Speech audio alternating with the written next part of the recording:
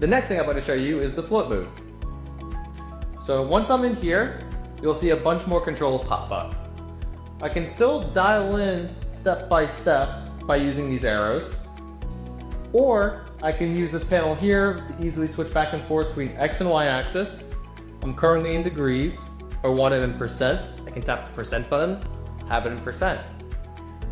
Now, if I wanted to set my angle here, let's go ahead and set up 4% angle. I'll type in 4, hit complete, and you'll see very quickly that it'll start sloping and reflecting on the back wall.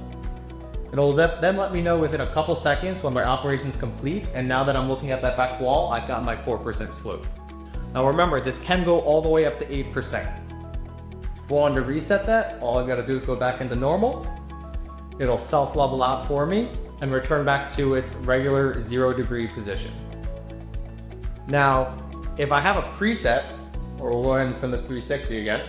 If I ever have a preset that I'm constantly using on the job site, the button in the top right corner will actually allow me to save those presets. So let's say I'm constantly using drainage and I'm doing 2%. I can go ahead and set it at 2%. I can then set up my laser. And anytime after that, if I want to go back to that 2%, I can just tap on my preset button there and access all my presets.